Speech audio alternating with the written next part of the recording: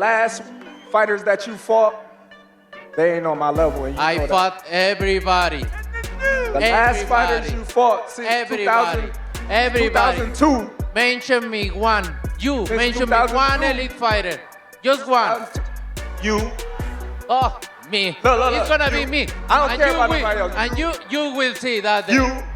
Things got heated in Las Vegas as Canelo Alvarez and Terence Crawford continued their fiery press tour ahead of their historic September 13th clash.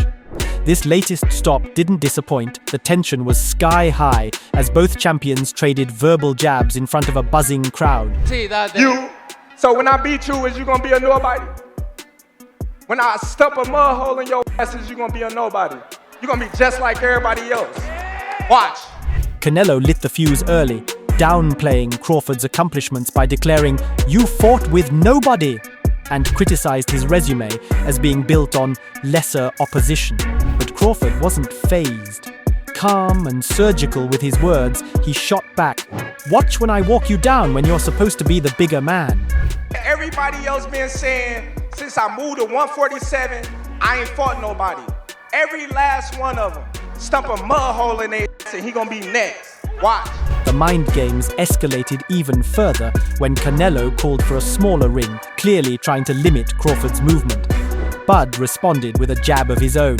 "The only running I'll be doing is running upside his head, and he's got a big head too." Turkey, you need to put a small ring. The smaller ring in the... The only, hey Matt, yeah. The only running that I'm gonna be doing is running upside his head, and I can assure you that. Their face-off in New York nearly erupted into a physical altercation, with Canelo shoving Crawford before security, and UFC President Dana White stepped in to cool things down. Later in Vegas, Canelo accused Crawford of provoking him on Turki Al-Sheikh's orders, to which Crawford shot back, "Turkey didn't ask me to do nothing." The stare-downs are intense, the trash talk is real, and with each stop on this tour, the psychological warfare keeps building. Because you're fighting with nobody, and you obviously look like you're a great fighter. But you find out September 13th, this is gonna be different for you. And it's gonna be different from you as well. At the post-press conference, Canelo Alvarez didn't hold back when discussing Terence Crawford, especially after their tense face-off in New York. He admitted that while things had been respectful between them up until that point, the moment Crawford stepped up and tried to back him up, even if it wasn't a full shove, everything changed. "I don't like that kind of stuff," Canelo said. "I always respect my opponents, but they F with me, so it's different." He also suggested that Crawford's actions might have been encouraged by Turki Al-Sheikh, claiming, "I think Turkey told him, 'Hey, you need to do something.'" It's different, you know. What I think is Turkey Al-Sheikh told him, "Hey, you need to do something." You see so nervous in Riyadh in the press conference, right? Canelo felt Crawford appeared nervous in earlier press conferences and called out what he saw as hypocrisy, saying he said he wouldn't do anything just because someone told him to, but then he did. Despite calling Crawford a great fighter and recognizing his skills and experience, Canelo made it clear that the respect had been lost after that moment. "Once I land a big punch, he's going to start running all night," he predicted, hinting that Crawford won't be there to fight toe-to-toe when the pressure is on. I'm gonna answer that question. Canelo, when you land a big punch on Crawford, he's gonna start running. It is what it is. What do you do then? I don't know. I need to do something, right? But believe me, if he's gonna run all night, he's not gonna. Terence Crawford had high praise for Canelo Alvarez, but made it clear that respect won't stop him from going for greatness. He called Canelo an all-time great and said fate brought them together, two Hall of Famers in one of the biggest events in 20 years. Crawford admitted to being a fan, saying Canelo impresses him in every way, but added, "This is business. I'm coming to take everything he's got." Impressed me about Canelo. I'm a big Canelo fan. You know, this is business. You know, like I said in the last press conference, I'm coming to take everything he got.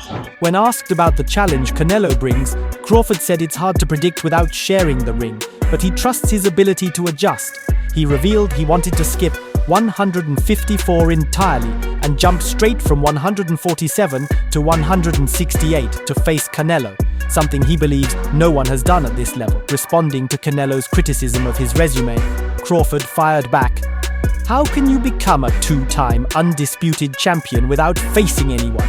If I haven't fought anybody, what will they say after I beat him?" Plan on going back at him? If I haven't faced anyone, after I beat him, then what they gonna say? I still ain't faced no one. So I don't know how you can become the first male boxer to become a two-time undisputed champion without facing anyone. So he also reminded critics, "Nothing was given to me. I took everything that belongs to me." Crawford wants greatness, but Stephen A. Smith sees a legacy-defining chess match. His take on Canelo Alvarez versus Terence Crawford is a mix of respect and cautious enthusiasm. He acknowledges the star power and skill both fighters bring, calling it a can't-miss event and praising its entertainment value.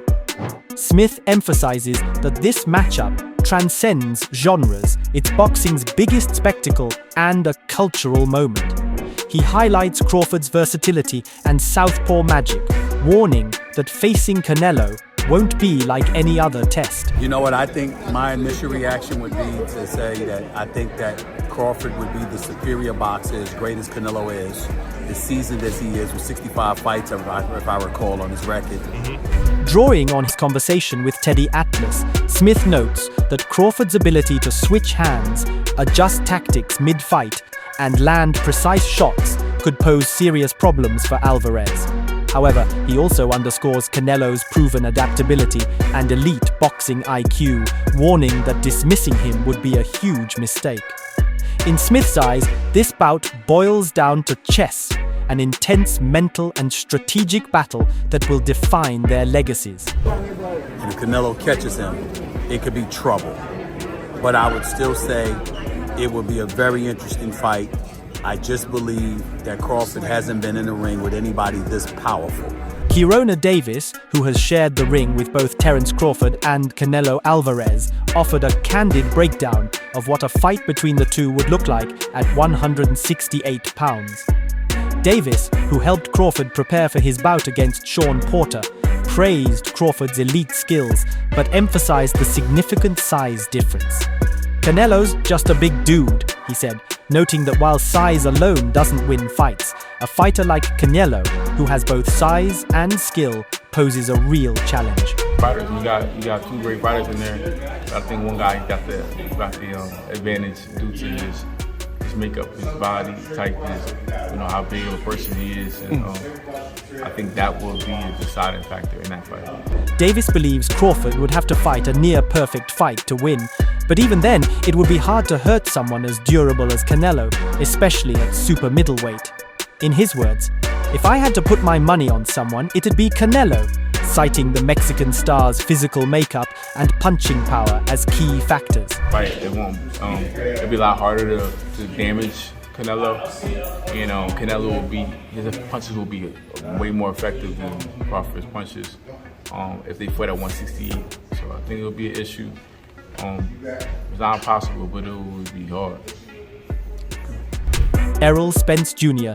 didn't hesitate to back Terence Crawford's bold move to challenge Canelo Alvarez, calling it a pursuit of true greatness. "Why not?" Spence said. "If Bud wants to challenge himself to be great, let him try to be great." Though he admitted he's unsure who would win, Spence made it clear, "I'll be going for Bud. If anybody can pull it off, he can." It could happen. Why not? If Crawford want to challenge himself to be great, let him try to be great. So I'm with it. So I'll be going for Bud. If he fight Canelo. He praised Crawford's ambition and mental toughness, saying, "He's chasing something big, and I respect that." Spence also pointed out that Canelo moved up from 147 to fight at 175 against guys like Sergey Kovalev. So Crawford doing something similar isn't out of the question. If Canelo can do it, why can't Crawford? He asked. For Spence, this isn't just about weight, it's about mindset. He believes Crawford has the hunger, grit, and IQ to rise to the challenge and shock the world. Crawford, I think if anybody can pull it off, he can pull it off. He's chasing greatness, so why not? Canelo came up to 175 and all that, and fought Kovalev and fought the other guy too. So I mean, if he can do it, and he started at 147. So I mean, if he's doing it, why can't Crawford do it? If you enjoyed this breakdown, don't forget to like, share, and subscribe for more fight analysis and insider takes from the boxing world.